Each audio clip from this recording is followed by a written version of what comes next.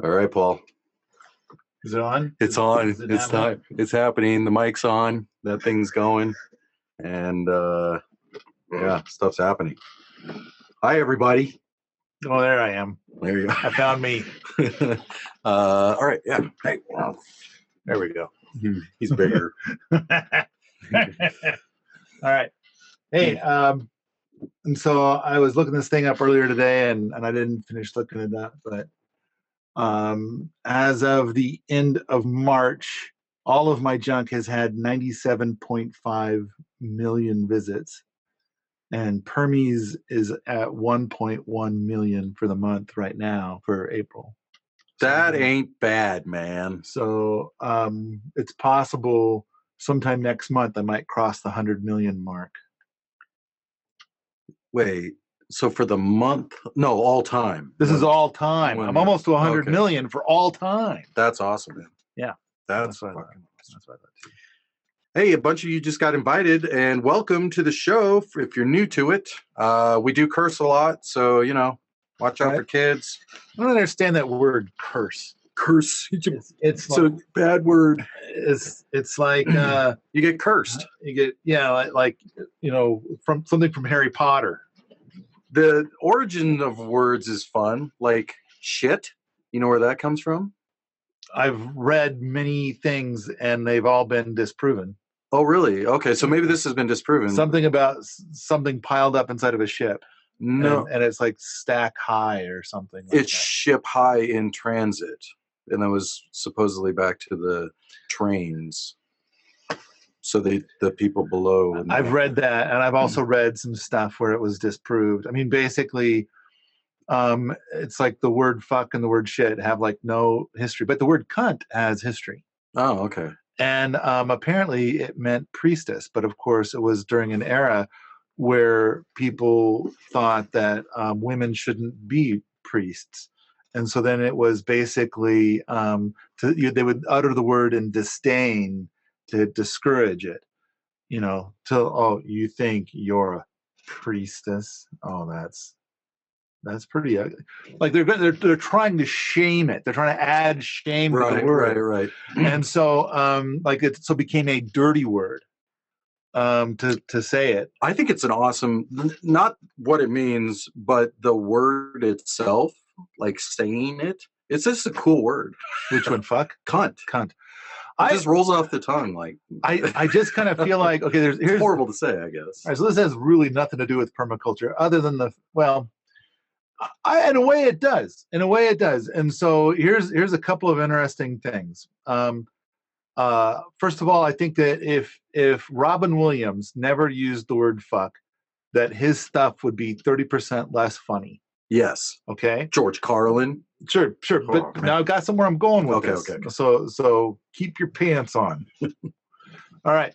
So then the next thing that happens is, like, let's suppose everybody was totally cool with the word fuck, and it did not have the zippity doodah that Robin Williams was able to get out of it. Then once again, Robin Williams's stuff would be 30% less funny. And so now every time I hear somebody get upset about the word, then I kind of feel like, thank you for being upset, because if it wasn't for you freaking out for no reason, then things wouldn't be as funny. This wouldn't be nearly as funny. Life would not be as enjoyable as it is. So then there's basically this collection of people. There's reasonable and rational people who enjoy the comedy that comes from this word, which has no backing behind it. And then there's a bunch of nitwits who have decided to be upset about the word. And it's like, we kind of need the nitwits, or else this stuff isn't nearly as funny. Yeah, but I can see, like, raising children where you'd not want to teach them those words or discourage them from it because of other people's opinions. Like, you wouldn't want your kids saying those things. So what you're saying is, because you'd be offending others. You just said that you believe that nitwits should run your life and tell you how to parent your children. No, not at all. You're driven by nitwits. Whereas I like it the other way. You say it loud and proud, and then it turns out that nitwits are my personal bitch. As I can make that dumb fuck jump. Watch this. Fuck you! What? You can't say that. And it's like, so I'm sorry. You have a choice on how you want to play this game. Well, hold on. Do you want to be the stooge of nitwits, or do you want to piss off nitwits? Right. And I think you took a little bit of what I said out of context in that I do not believe that. I said, I understand why someone would raise their children that way. Now, I personally would not raise my children that way. I would load them up with they'd get the whole plethora of fucks and cunts and shits and farts and turds and twats and whatever. All the What's that song? Shit, piss, fuck, cunt, cocksucker, motherfucker, tits, fart, turd, and twat. This is the full beauty of the English language. And some people have decided to insert shame in here somewhere for no reason. This is why we will never be on TV or radio on this show. That's true. The FCC is sensitive about these things. Yeah. What's the FCC stand for? Fucking cunts. All right. Should we talk about something permaculture? Yeah. All right. So last couple of shows, we talked about stuff going on around here. Yeah. And we have one more show of that while I'm here. Oh, right. You're still at my house. Yeah, I'm still here. My house. I can touch you. Yeah. So how's the food? The food's still good? Food is awesome. Are you getting plump? I am. Does this explain I'm eating way more than I normally do. Yes. Does this explain my voluptuous figure? However, I expected more pie. Yeah. Well, you're going to be here during the PDC, especially at the beginning. That's when. And it's like a lot of people arrive with pie. Oh. And like they baked it, or they had some kind of Paul, try this pie. Yeah, yeah. Or they know of like my favorite pie. That I have a favorite pie that can be bought. The best huckleberry pie I've ever had was made by my former assistant Susie Bean. She made an amazing, and I could talk for probably half an hour about what makes an excellent huckleberry pie, but only from the perspective of eating it. I have no idea how to make pie, but there will be so much pie as people arrive. And I can't possibly eat it all. Although I can tell you that one time somebody stopped by a place that makes pie that they sell my favorite pie. It's my favorite that can be bought. And they brought it here and it's like, I don't know, I was having a rough week or something like that. And I ate, and I should share the pie with others. Should. There's the word should. It depends. That's another. I ate half that pie like the moment it arrived. It's just what I needed. And suddenly the world fixed itself. So it sounds like in a couple of weeks or few weeks, come PDC time, I will be eating my words and pie. I think that's how it usually, but it could go without pie. I mean, we could go out today and go get pie. There's places. I can tell you. Yeah, but then we got to drive somewhere. And we've just got way too much going on right now. And so I know that your dad is currently scrambling to put his last little bits into things. We have to leave tomorrow morning because his wife is like, you need to be here because I am leaving for Canada and we have animals. Okay. All right. And so we have to leave tomorrow, which means like, holy shit, we got a balcony to build in one day.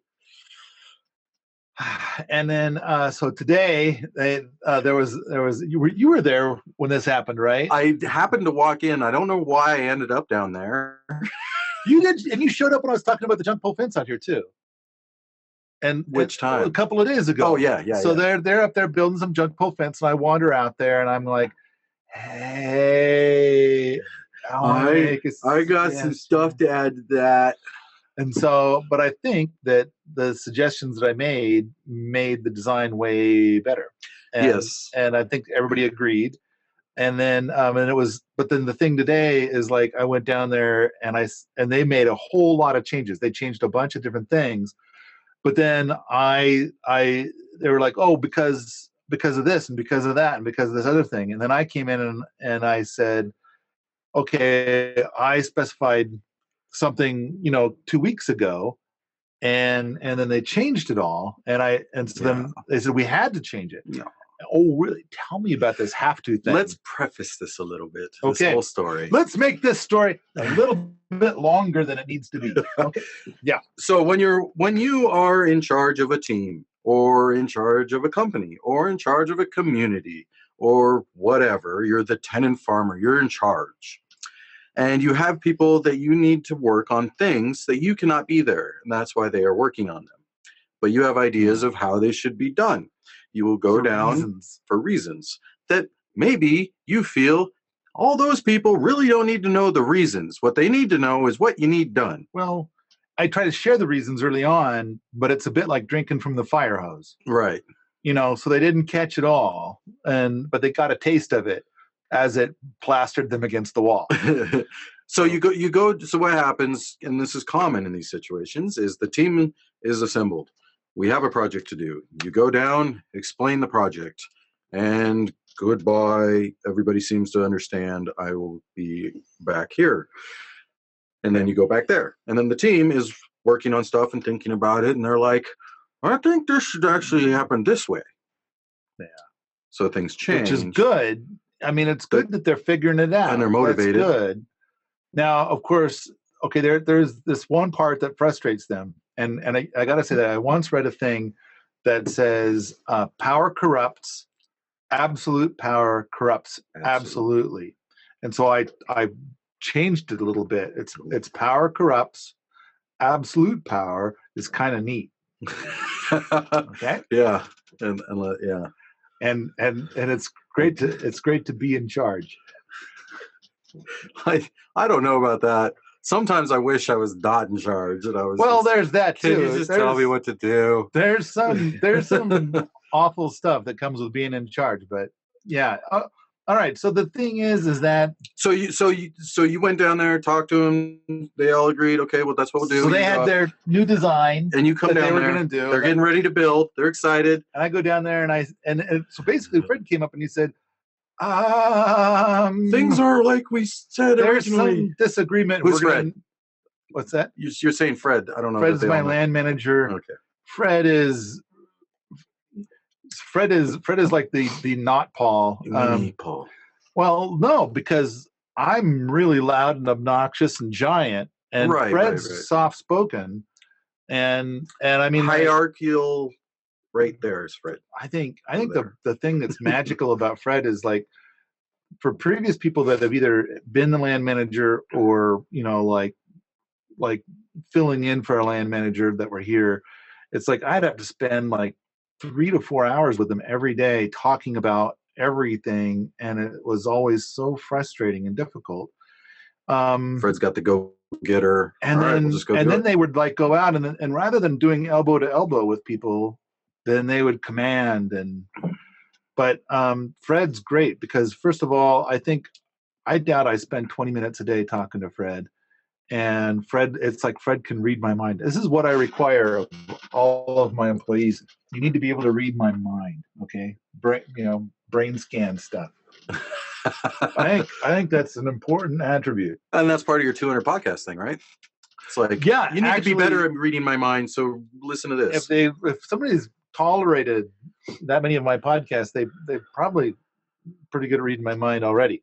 So anyway, but so Fred came in and he said that there's like they need an executive decision, and so he started doing like then they want to do this, but with some of this. Oh, and then yeah, that all makes sense. And then there's like and don't forget, and it's like, come please look. And so how about if I go down and have a look? And so yeah, they changed the design, and I think it's like not there's nothing nefarious. But I'm glad I got down there when I did. And was the change like a major change? Yeah, it's still a balcony. So they made they made it lower. So now people on the ground are going to bump their heads. Oh, so now you can bump your heads on the ground and above. And so I'm like, and so basically there's a truss up there, and it would ride a little low. And people that are like 5'11" might bump their head on it. And I said, well, here's what I want you to do. I want you to put padding on it, and then I want you to write on the pad, write in English on the padding, comedy generator. Yeah. But I think the thing is that for every person that's up on the balcony, there's going to be 20 that are going to be on the ground trying to bump their head into stuff. So I think it's important that, the balcony has less headroom. And for those that don't know, the balcony is going in this massive shop that's been prefab built, where the courses like the PDC and ATC, which are upcoming, are held, where the instruction happens and where food happens. And so the balcony will provide more seating for everybody and look fucking cool, and possibly hold cameras and stuff. Like you could do some cool stuff that way or whatever. But it sounds like it's going to be super cool. And speaking of super cool, that Willow Feeder they're building, that's going to end up being a piece of art in whence one shits. Yes. Okay, so onto the Willow Feeder. Willow Feeder is... I like to poop in art. Which has been interesting for my dad, because my dad comes and he's like, all right, we're building a balcony. Something I'm into. And then it's like, well, wait, we also need you to build a shitter. And he's like, a shitter? Yeah, a place where you shit. And he's like, well, you just stick a box over a hole, and then you shit. It's not hard. And it's like, no, we want a cool shitter. And so the Willow Feeder came about. And this is our third Willow Feeder. And Dad has, Bear Paw has definitely been like, okay, let's make shitter cool then, if we're going to make shitter. And so now shitter's pretty cool looking. I was going to say, I got stuff on my shirt, but that's actually you. That's your spittle on the screen there. I know. It gets dirty. Mm-hmm. So while I'm here... Oh, look, there's words over here. I know. People are talking. Hi, talkers. We'll look at it in a second. Oh, yeah, okay. So while I'm here, I am in the office. If I'm looking out this window of your office, I see a wall. And on the other side of that wall is where I am residing. Right? And there's food. There's all kinds of stuff in there. What? On the other side, where you're residing, you're you're working there. That's where my office. So we got the big office, which is most of my day. You're in the big office. 2/3 of my day is in there. I learned, because when we first got here, then I sit at my office out precisely where you're sitting now. That was where I used to always sit. And what we learned is that there's a reason why the captain doesn't eat with the crew. And it's like, so I needed to take, because we got a bunch of people that are doing their office stuff in there. Yeah. And that was a hard lesson. But I had, Willie Smits was telling me this. And then Ernie Wisner, who has been an actual fleet captain, was telling me this. And it's like, plus it's been great since I moved in here, and I get tons more done. But got to have the little separation in it. Yeah, it's made a lot of things way better. And at first I didn't think that it was true, but I don't know, after years of doing this now, it's like, oh, now I get it. Yeah. Oh, yeah. So now you're in this cool new office. Right. What's new? Did Jocelyn come and change anything? Fuck up I think she wants people to notice the hat. Ah, the hat. Yeah, it's a cunning hat. I think only about 1% out of 10 will know what I mean. Hey, sound off if you know what a cunning hat is. So, but who wore this hat? Who am I putting this? There you go. I think the quote that goes with it is, if a man walks down the street wearing a hat like that, no one will doubt that he is a man to be reckoned with. Something like that. So, all right. Forget that. Let's talk about. We covered the balcony. I mean, I think the balcony is going to be very, very cool, and I'm really looking forward to it. Very excited. And the key is, I just went down there and it's like, I just needed to. Okay, let's go back 2 weeks to what we talked about 2 weeks ago. And I think there were a lot of people that were like frustrated by that, but I think now that I've said it, it's like, oh, I think that makes sense. Well, views are always different from that part of the world to this part of the world. In that, so one of the first comments or the feedback was, we keep changing it. It's like, well, why did you keep changing it when we're going back to the original idea? Yeah. No, and it's like, no, I'm glad that they're not just being obedient. I'm glad that they're figuring stuff out. Yeah. But the great thing is that they put all this time into figuring stuff out. And then after 2 weeks, I come down and I say, and then we got to go back to plan A. But now it makes sense, whereas Right. before it didn't make sense. That's why they didn't remember Right. it. Because they weren't involved in it and designing and doing all that stuff. They heard the instruction before the design started, Right. which is the only way it can happen. And I think that how we got to that point was through having a bunch of, considering a bunch of things that they've now considered. Right. And then now that I just come down and say it, then I think it all kind of clicks. Here's a monkey wrench. And it looks like a monkey wrench, but actually I pulled out a monkey wrench. Right. So corrected course. I think it's easier and smoother and faster and everything now. We'll see. All right. Yeah. I would imagine so. So now let's read what Ben has written. Hey Ben. And fix some epic poo. Oh yeah, guys, if you want, you can type you can hit the chat thing and type stuff and we'll read it. With a view venues in the Park Service. A few venues in the Park Service. Okay. That's supposed to be that. Making poopers beautiful is actually proven to make their positive ecological impact greater because people use them rather than a less appropriate place or a flying toilet, grocery bag often used in developing world. Ooh, okay. All right. Stuff. Bill says stuff. Okay. Well, like the truckers that pee in the bottles and then just chuck them out the window. Thanks. So, kind of stuff. All right. You're looking at a list. I'm looking at the big list because now the thing I've been working hard on for the last several days is the Kickstarter. So we've got a Kickstarter coming out. Yeah. And hopefully, I've submitted it to be approved by the Kickstarter people. Oh yeah, you've got a page already. I have one already it. ready. It's going to be on that one.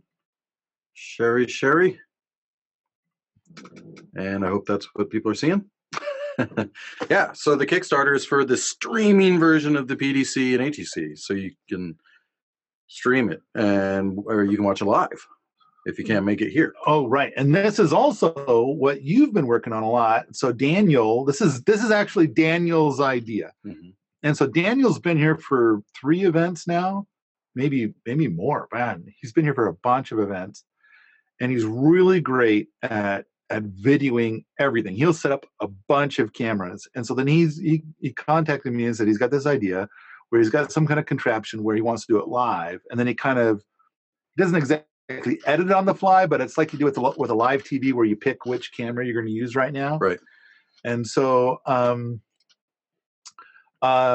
you've been doing the on the ground part for that to help get it all set up. And testing internet pipes and locations, equipment stuff.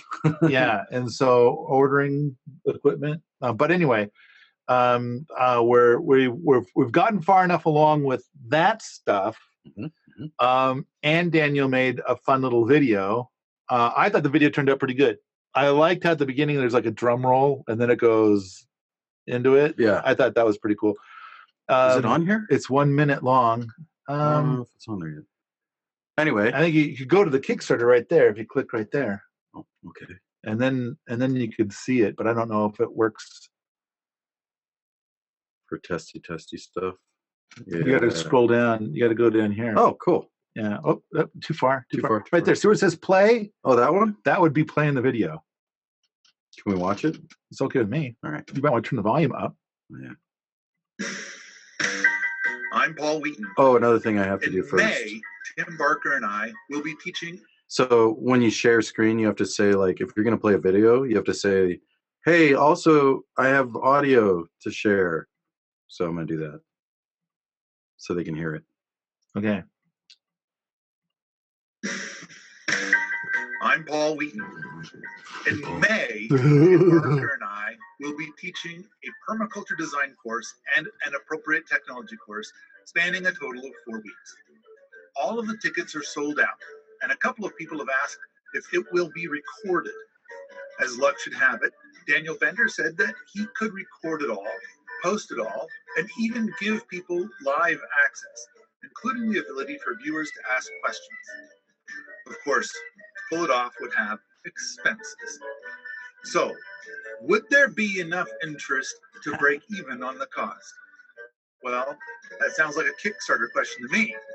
Daniel has put together a fantasy list for equipment and a fat internet pipe to make it happen. So now we lay the question Willie to Smith. you all. Are you interested? That's the Volkswagen. Yeah. Yeah. Yeah. We talked about that the other day. Cool. Okay. Stuff. So that's the Kickstarter video, and the Kickstarter is coming along, right? But it's not released yet. You can't find it yet. Yeah, no, it's not available yet. I mean, right now we've announced it to the Permies to say like, okay, what else do we need to polish? And they've made some really good suggestions, and we're doing some polish because you got to get it polished. Because once you send it up, there's a bunch of stuff. Like if people start putting money into rewards, and I've also noticed that since the last time I did Kickstarter, they've changed a bunch of stuff. But once people start putting money up for the rewards, it locks down the reward, and you can't change it. Right. So it's good to get it all figured out and polished ahead of time. And there were some really great suggestions about price. People found a bunch of typos and things like that. So we're getting it all cleaned up and polished. It's now been submitted to the Kickstarter people. It takes generally 3 days to get approved. Sweet. And so I'm hoping that we're gonna we'll go live with it in 3 days. So what amazes me is, well, I've never done Kickstarter before. Okay. But it's like, all right, I'm going to spend over 100 hours working on this thing that might work out for me. Yeah. Yeah. So you've been here while I've been working on it. And nonstop. You saw some of the earlier videos, which were clunky. Yes. And a lot of work went into the videos. A lot of work went into getting the rewards for people and making sure that all happens correctly. All the poetry that glues it all together. And make sure you got cool stuff in the rewards. Working out the deals with all of the players to like say, okay, what's the minimum we can get by with for the Kickstarter? And then, of course, how much does Kickstarter take? And then, all of that kind of stuff. And also making sure you fall into Kickstarter's guidelines and making sure that you have the updated guidelines and everything that has to work that way. Right. I imagine the whiteboard in your brain is massive. And it's a chalkboard. Oh, it's a chalkboard. That's right. I think that it's a lot of work to do a Kickstarter. And that might be a thing to talk about someday in the Smackdown, because a lot of people are like looking to do Kickstarters to kind of fund. And you got a Kickstarter Pro here that could help you out. This will be my 6th Kickstarter, and my previous 5 were all successful. I don't think any of them were barely successful. I think that they were all like I got a lot more than what I asked for. Awesome. Yeah. I think. Well, actually, my first Kickstarter, I think I asked for $800. And I got $1,100. That one was the one that was closest. But I learned a lot on that first one. But I think one of the things that I've learned in the last couple that we're really putting a lot behind is to have a really awesome $1 reward level. Because like a lot of other Kickstarters are like, give us $1 and we'll send you like good vibes. Yeah. We'll thumbs up you in our heads. We'll give you thanks. And sometimes what they do is they'll actually like copy and paste your name into like a Facebook page, which nobody ever looks at and goes away. But you've seen what we're gonna do. Yeah. And so for $1, but so for $1, I don't know. Do you still have the thing up here? Is it shared? Would it be on this? No, it's not. This is what I'm showing? Yes. Yeah. Just want to make sure I share the right thing. Okay. So we don't need that. There you go. Okay. So $1. There it is. $1 pledge in this area right here. All right. So the Huckleberry micro documentary, which was the $1 thing for the World Domination Gardening Kickstarter. The care and feeding of a rocket mass heater micro documentary, which was the $1 thing for my last Kickstarter. The PDF version of the Permaculture playing cards. So Permaculture playing cards was a Kickstarter, but we didn't think of this PDF thing until later. The rocket cooker canner forge plans. So this is out of my first 4 DVD set, where we made this thing where it was designed to be a cooker, but it was like way too hot for like a frying pan.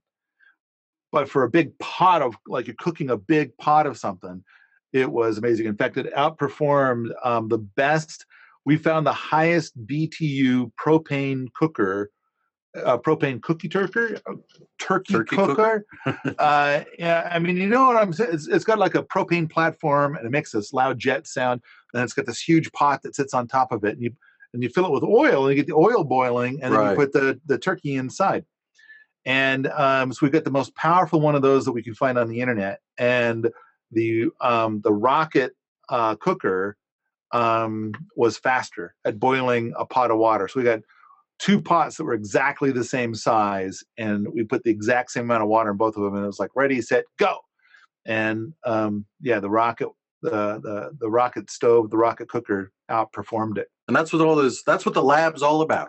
But then it was like it did so well. Somebody came by and they were a blacksmith, and they're like, that looks hot enough. So then they started shoving big hunks of metal down in there and pulling them out and whacking on them with an anvil and stuff. And it was like, cool. But you don't have to have bellows, and you don't have to buy coal. You just use sticks. And it's like, so then there's the plans for that. So this is a new thing from Erica, the brand new plans for that. Cool. So you can use it. That's forge plans. So it's like for canning, cooker, canner, or a forge. Yeah. In case you want to make some soup or some metal things. So the natural beekeeping presentation. This is from Jacqueline Freeman, who is absolutely amazing. But she's got like this presentation that shows her vibe on bees. What is her role, and her way of caring for honeybees is very different. And so this is kind of an overview of that. And she may be the nicest person in the world. Yeah, somewhere she's so. Up there on the list. I think so. She's probably in the top 1% or so. The 21 podcast review of Sepp Holzer's book. So this is where we like read a page. We will read a page, and then we will discuss that page in a podcast. And so I think we do like 10 pages per podcast. So I think that I think a lot of people have really enjoyed it.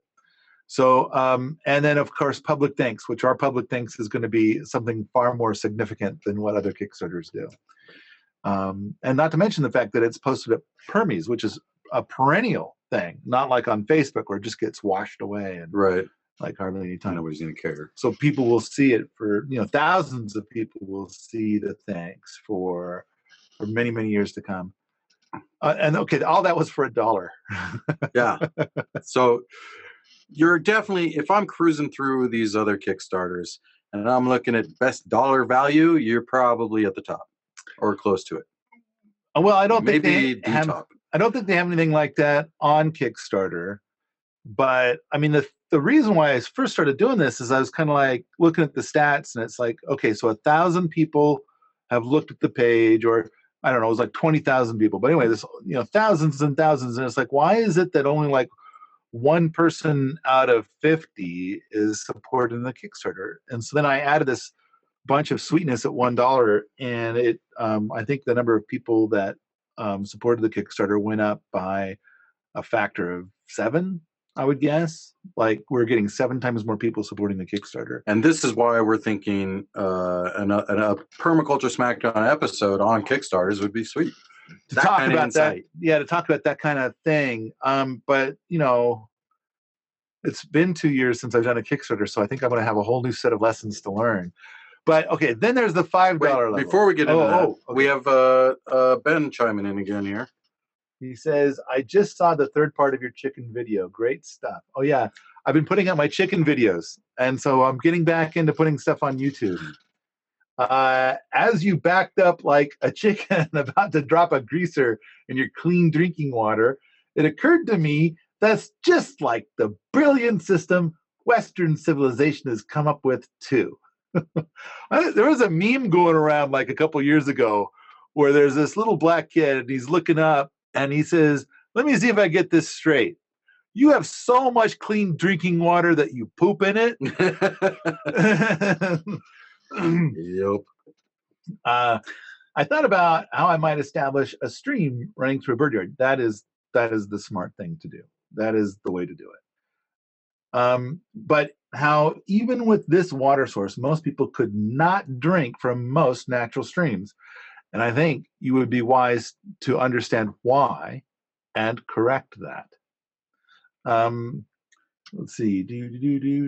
This is despite how most stream water would be better for chickens than tap water.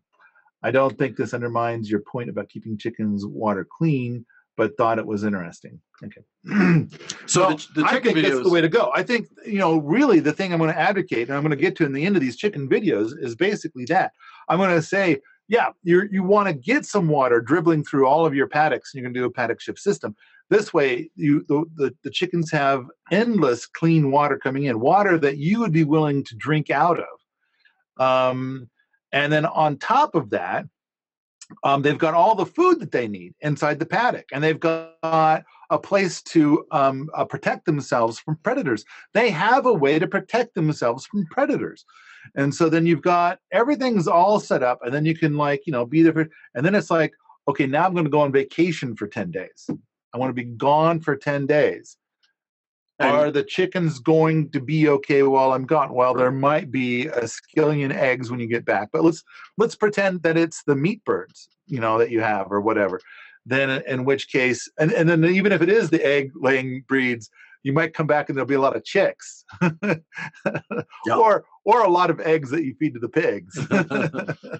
So, but I mean that's part of the whole design, because most people's designs, it's like you got to go and do a whole bunch of work twice a day for your chickens, and you can't even go to the movies. You can't even pop into town to have a little night out or to pick up groceries or whatever. It's kind of like, whatever it is that you want to go into town and do for a day or half a day, it's kind of like, can't get away. You're tied. Now, I do believe that one of the best solutions is to have community. And so you're going to have you can depend on people to help you out, because they can depend on you helping them out. And it's that depend part that's really the critical part. And it's like it doesn't come with every community. But so there's I'm going to advocate a lot of that. But a lot of people, it's like that's not their path or whatever, and they're kind of sick of paying the neighbor kid $100 to come and kill their garden while they're on vacation. And the same thing can happen to your chickens or whatever. And so it's like we need a better solution. But yes, having water run through each paddock is the magic ingredient, and that's a big part of what permaculture systems are like too. Though is they got water crisscrossing all over the place, and the water leaving the property is leaving cleaner than it's entering, or as clean as it entered. It's not like we're making all our chickens and animals shit in here, and then neighbors enjoy that. Well, and I think that part of it is it's like you've got all the fish in there. You got if you've got some water systems, you got some fish in there, or shrimp, or there's bugs. Just bugs. Shrimp are basically bigger bugs, but still you got bugs, and then you got birds that are just flying over, and then you got your deer and antelope and moose and whatever else that are just wild animals coming through. And you like it, and they're pooping in there occasionally too. So the whole thing is it's kind of like what you need is a system where it's going to be clean. Filter. And how do you clean it? Well, soil is a great filter. Yeah, natural filter. That's what I mean. Yeah, of course. So there are places where I've gone up into the Willow Mountains, and there's a creek, and it's full of fish. And it's full of wildlife, and I drink out of the creek. I didn't have any kind of filter. I just drank, and I never got sick. I never had the runs, because when you're out backpacking, not a great time to get the runs. Yeah. You brought a limited amount of toilet paper with you, and it has to last a week. Usually when you hear the horror stories of drinking out of a stream, it's because of the dysentery and stuff like that. It's because of something upstream. True. The dead animal in the creek, or shit in the creek, or whatever. That's true, and it is a risk. But it's at the same time, there are some. I mean, if it's a slow creek that's not moving, and it's a pool, then I wouldn't drink out of that. But if it's a whitewater creek, then I would drink out of that, no problem. And that's part of it too, is the extra oxygen that goes. And it's like And it also is a whole thing about probability. It's like it's possible that all of the water is toxic and you don't want to touch it at all. Probability and survivability. What kind of situation are you in? Are you just hiking for the day and you got an easy way out, or are you fucking lost? and so over here, Ben is talking about, he's mainly worried about people shitting uphill.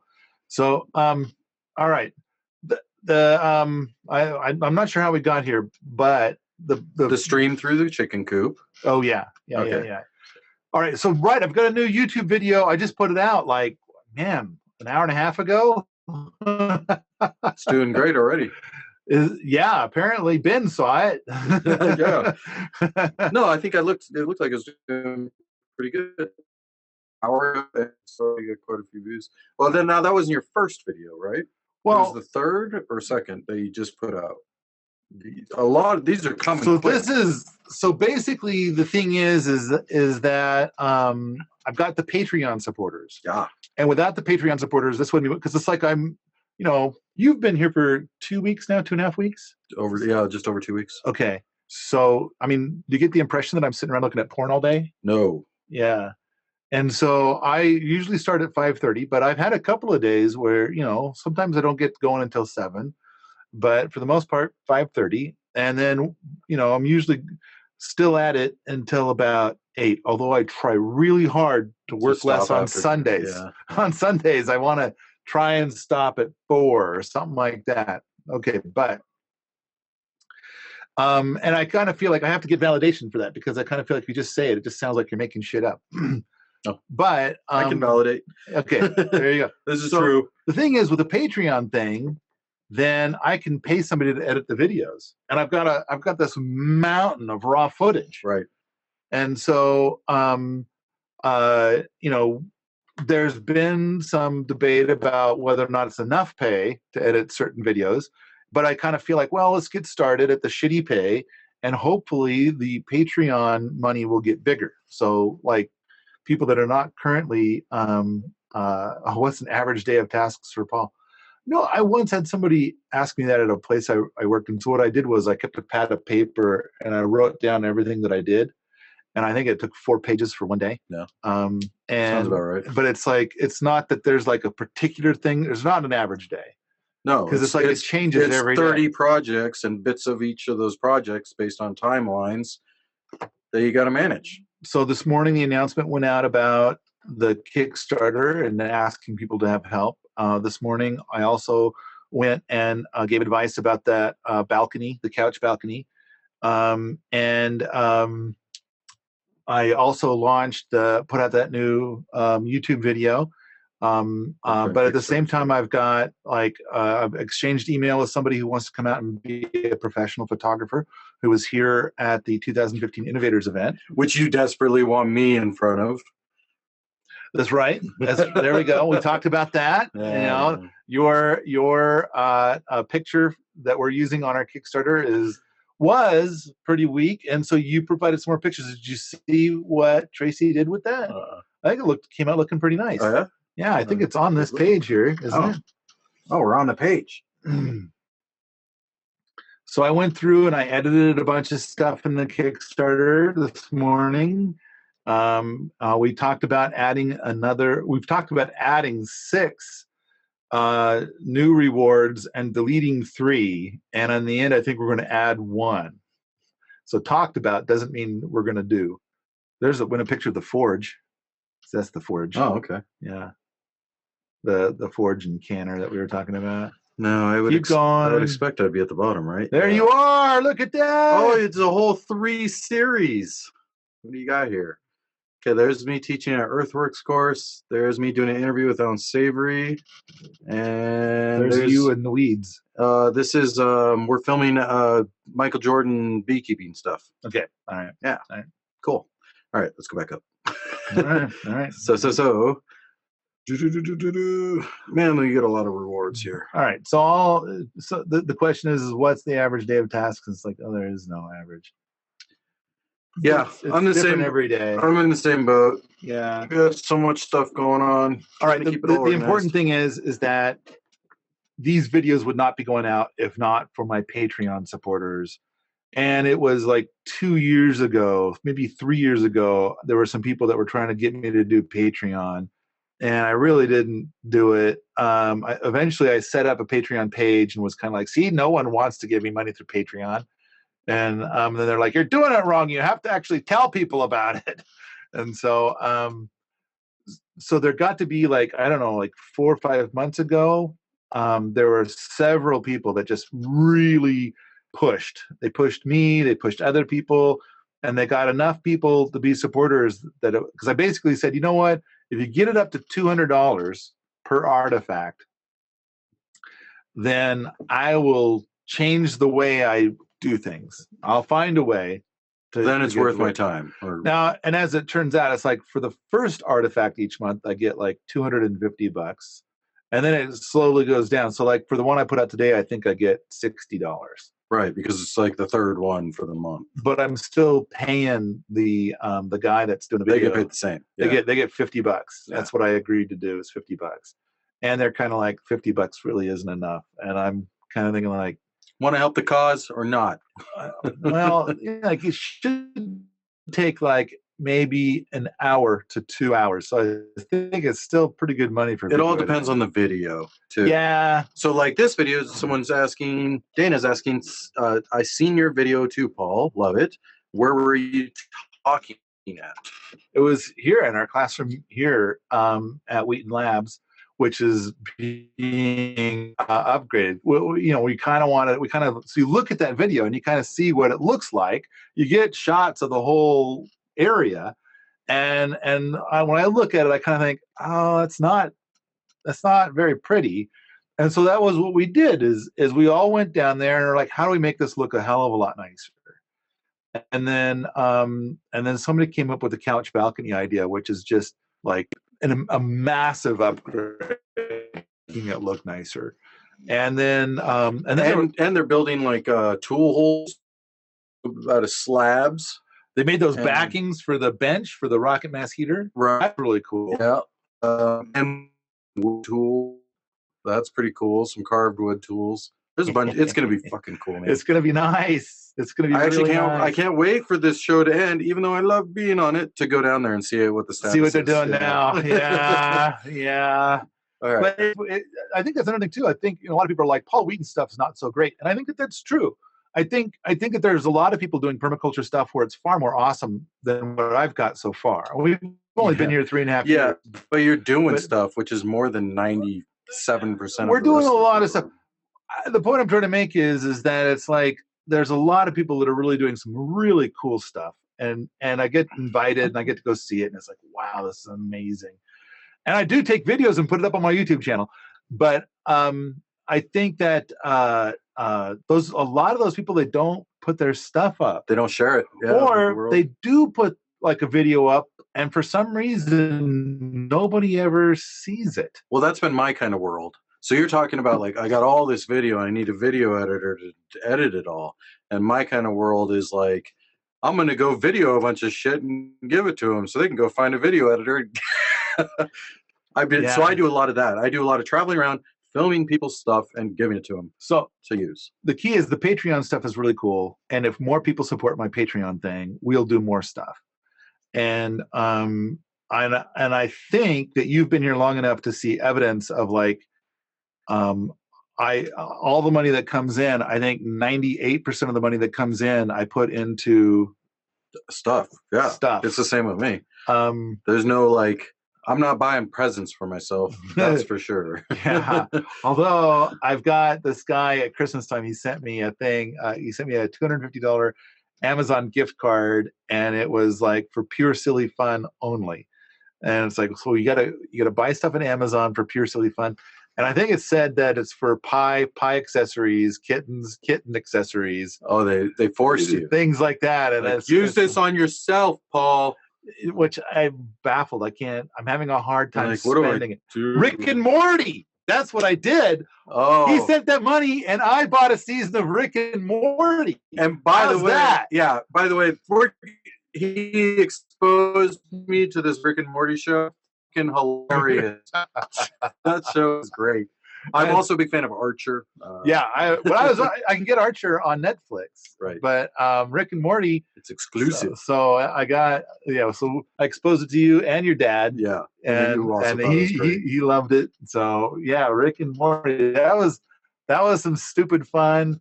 I felt really bad spending money on something like that, but you know what? It was a good time. So let's blast through the $5 pledges, and then we got like 10 minutes left, so we got to $5 pledge. So for $1, that's nothing. $5 is like, wow, I can't believe they gave me all this shit. I'm gonna help out. We got to do 5 times better. We got to do 5 times better than we did at the $1 level. So what do you got in the $5? All right. So first of all, at the $5 level, everything that was at the $1 level, and then we add to it, and at the top, the online course RBs for Me. Michael Jordan has graciously said, all right, I'll help you out, Paul.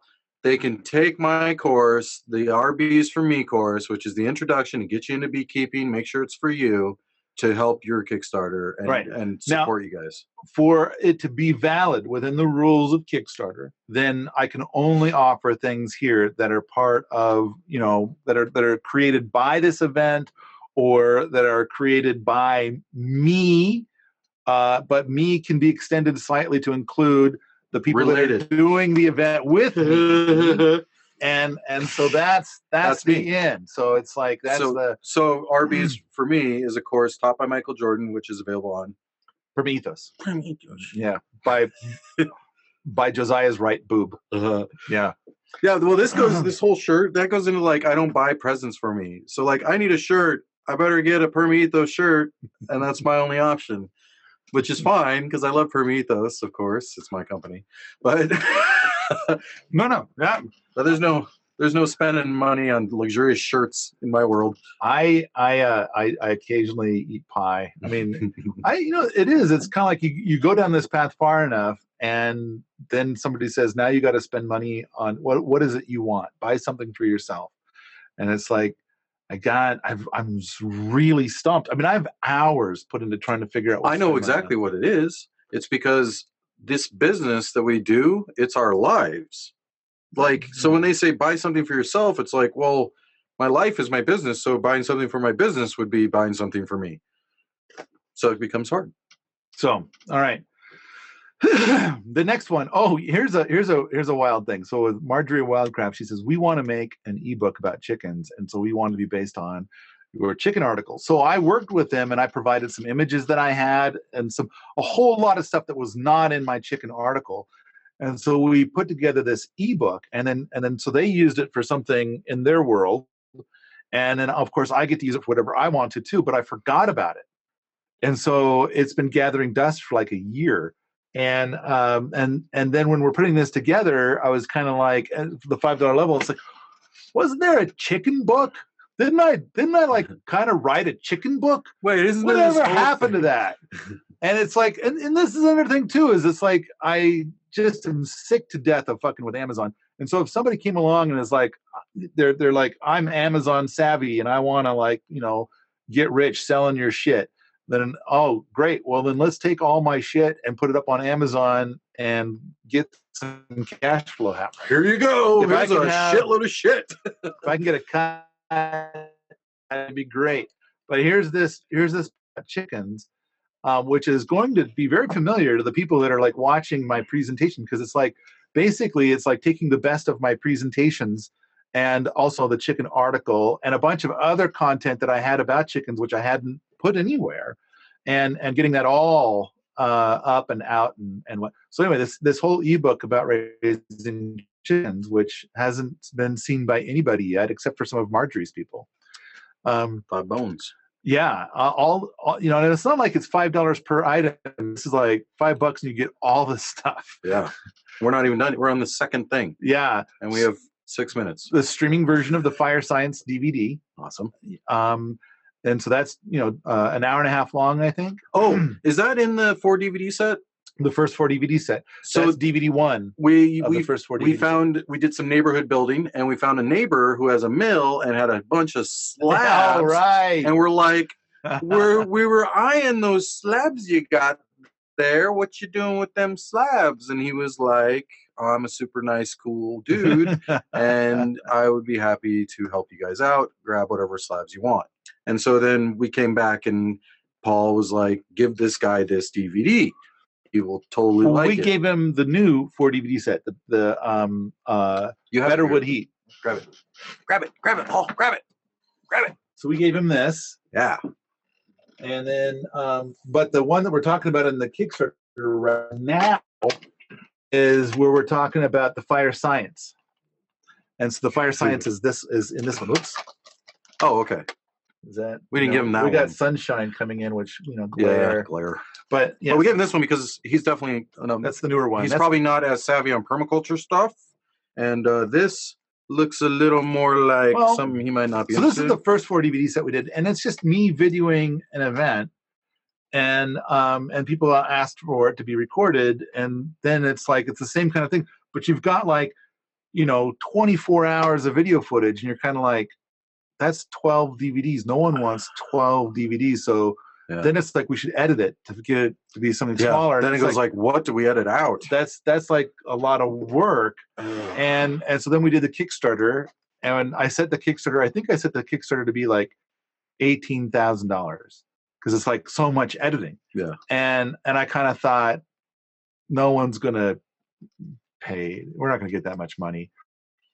So then we got $92,000. And so then it's kind of like, oh, I guess we're doing the editing. Yeah. So I don't know. There's I think the feedback I got was extremely positive about this one. It was super, super positive.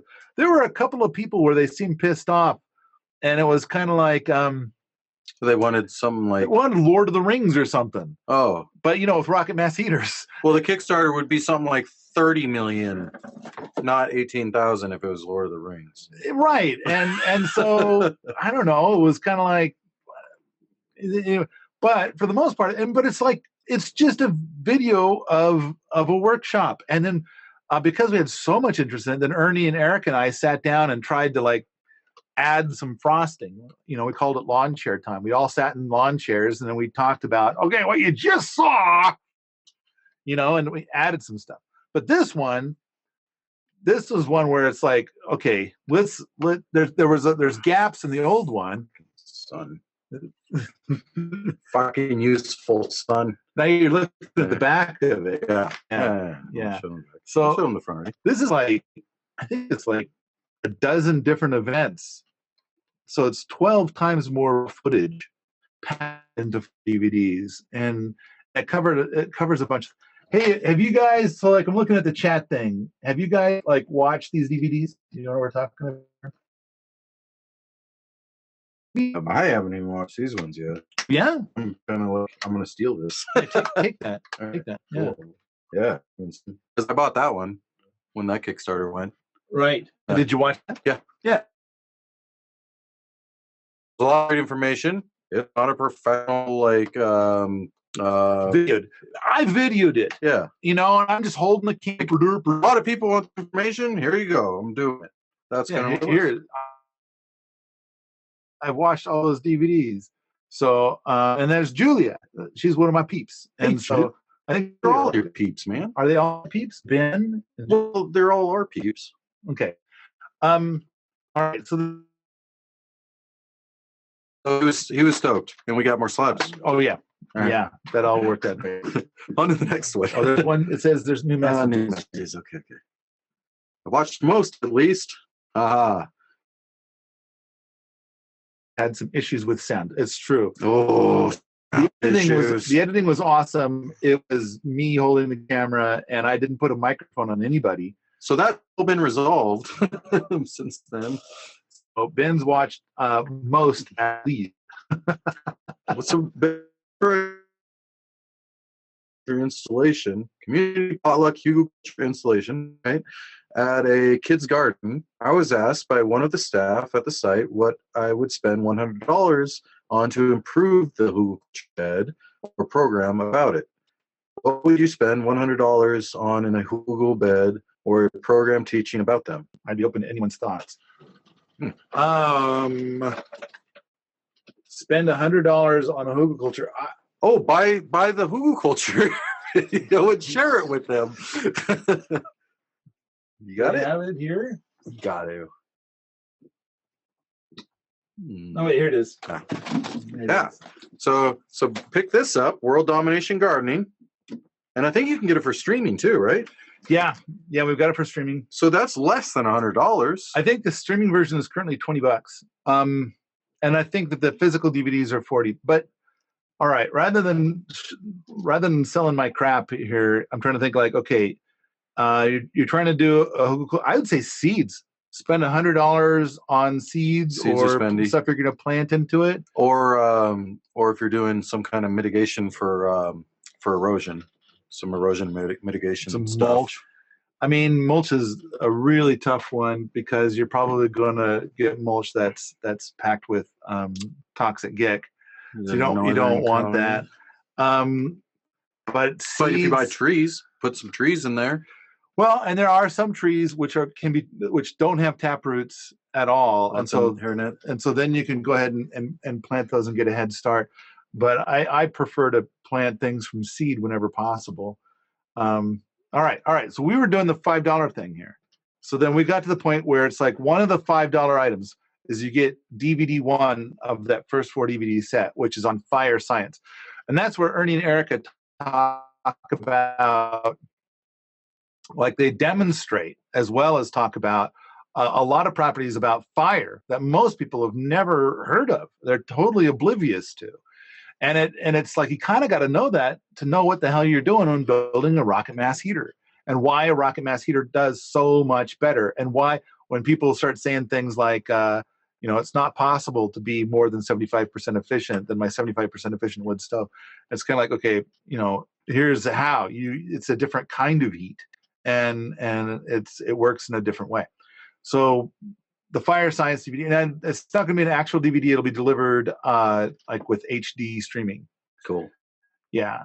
The next one is the rocket mass heater for a greenhouse plans, which fits right in with the course that I'm running right now. Marketing genius. Rob Avis is doing a Passive Solar greenhouse design course. So pick up your $5 pledge and have the rocket mass heater built into it. Put a greenhouse in there. Fuck yeah. And so the thing is that when you do, most of our rocket mass heater designs are for indoors in a house. And when you start doing it outdoors, or in a greenhouse, it's like it's wet tolerant. And like cob is not wet tolerant at all. Right. And most of the best systems are cob. So it has this set of plans actually has the designs for 5 different rocket mass heaters for greenhouses, and these are built. These are already existing. These aren't just make believe. So the next one's one of my favorites. Oh, the PDC and ATC instructors notes. I think that the ATC notes are 58 pages long, and I think the PDC notes are 208 pages long.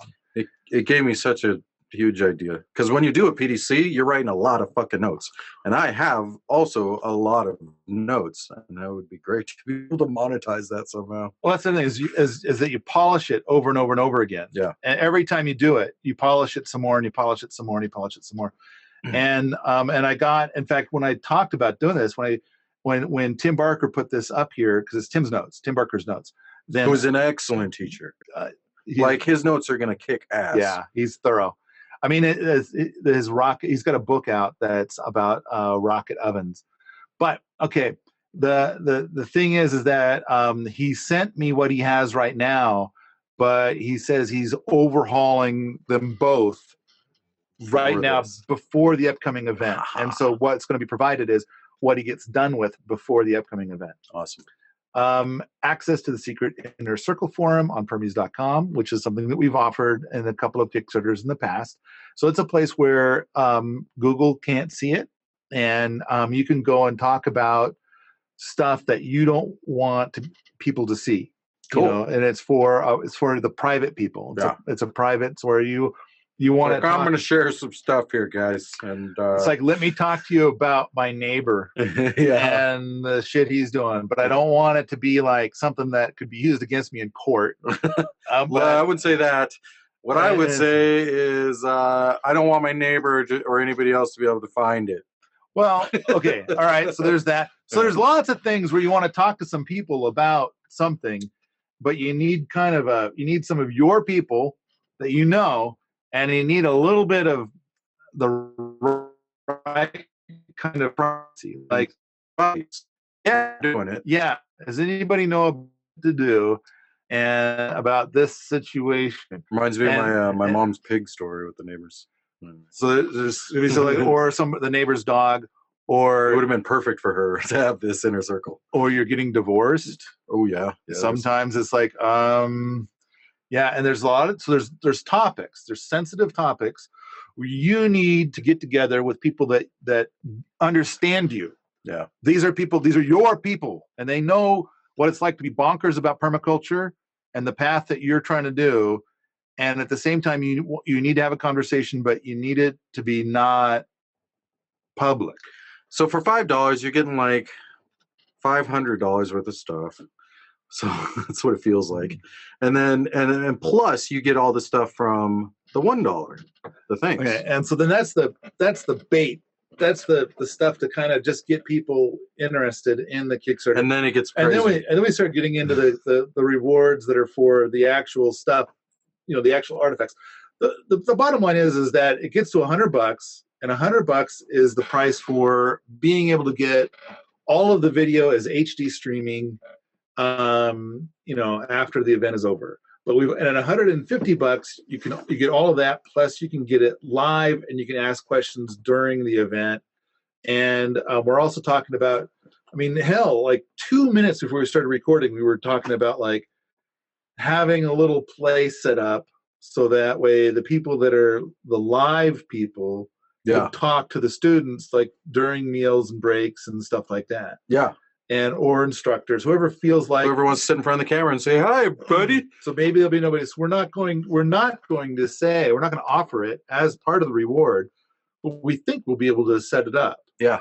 And for the people that paid $150, especially if I get a bunch of emails saying, "Please, Josiah, do this." So, but we're already making plans to try and make it work. So we got damn good answer. You're getting better at the marketing thing. I'm not sure if he's talking to me or. I think he was talking to me because I threw that quick one in. Okay. Okay. So we're out of time, and we still have like 4 or 5 things to talk. 4 things. So you want to knock them out real quick, or you want to save it? Let's knock it out. I don't like saving and let's remember. Nick Fouch is here. Yes, who is fucking awesome. Isn't he awesome? Yeah, so this guy's like, he gets in there and he knows exactly what's going on. They're just flowing so well. And he's like, pound. There's a channel where, I can't believe that Nick Fouch would ever create a YouTube channel because he's a soft-spoken dude. But his wife, Esther Emery, has created Fouchomatic, and it's a very popular YouTube channel, and so there's a bunch of stuff. So there's all the projects, and so of course he made a rocket mass heater, and there's a bunch of information about that on their channel. But there's all kinds, and it's a timber frame house. So he went and got training to do the timber frame construction. Their house is a timber frame house. They lived up on, so when they got 3 acres out in the Idaho backwoods, and they put up a yurt, and they stayed in the yurt while they built this house. And I think they've been out there for 3 years now. The guy is so easy to work with and talk to. My bear paw, right away, they clicked, and we're able to work together and just knocking stuff out. All the other people, he's great. I'm really glad I got to meet him. I'm glad he's here. He is good. He's really great. So yeah, plug for his channel. I think everybody would love his channel. He's one of those guys where who could not like this guy? I can understand people not liking me, but this guy, this guy, everybody would. Okay. It's turned into a very popular channel. Okay, lay in a pipe. You're gonna do some water shower stuff.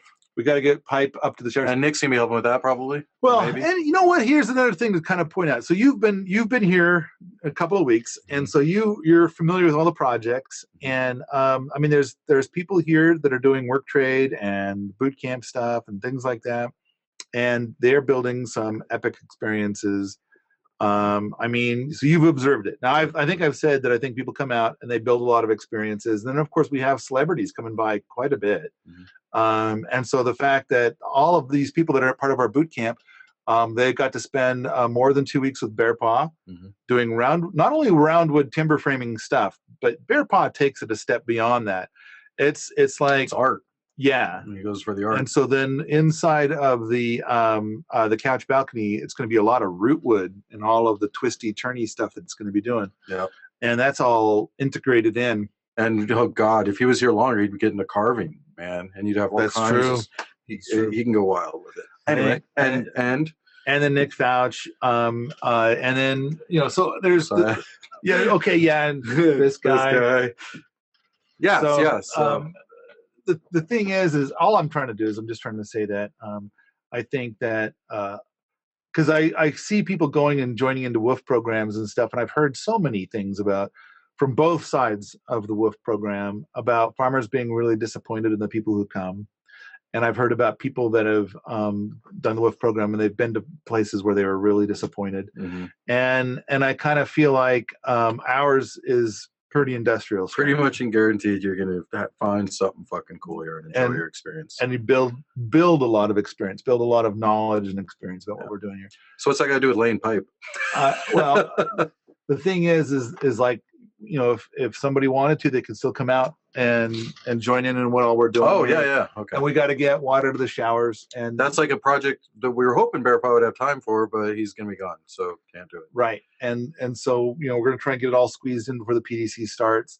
And really, we're kind of depending on people coming out here and being a part of what we're doing. And the boots and the work traders get fed poorly. And then, they get fed all right. I think they get fed pretty good. Well, you are here on a red carpet. So, but I'm watching them make food. They're cooking stuff. They're making, you're getting, I think it's, of course, I don't eat. That's kind of what I'm used to anyway. And then I've cranked out some recent podcasts. I think the most recent one, you probably haven't listened to my podcast in a long time. Oh, but we've gotten two recent ones. One's about the well stuff we've already covered in this show. But the other one, but I do the podcast with Fred, and I do another one with Fred about how you can't become fucking awesome unless you have challenges. Yeah. So that's a podcast that just came out. I think it came out last night. I'll have to listen to that one. Yeah, you and Jocelyn are the ones I've listened to. I've never heard one with you and Fred. I've just done a few with Fred. Okay. And so, I think doing them with Fred's really good. So I hope you enjoyed the show. The whole way this started was me and Paul talk a lot, and I'd call him on the phone, and the conversations would last like an hour. And I'm like, why don't we just record this shit and put it on the internet? So there you go. Hope you enjoy it. And we'll see you next week. Oh, next week we're still deciding, talk about this ethics stuff with an article that was just released. It's a big one to tackle, and we might not want to get into it, but it's definitely hitting some topics that I'm interested in. Oh, okay. All right. But all right, so I'm going to not touch it right now because it's like, it's a tar baby. We get started on that. We're going to fill an hour and a half. It's a deep one. Yeah. Okay. In fact, you guys need to write in and tell Josiah whether you want to talk about that or something else. Yeah, send me some ideas, because I'm just going on the internet and being like, what's everybody talking about? Let's talk about that. Looking at articles, things like that. And this was an article that caught my eye.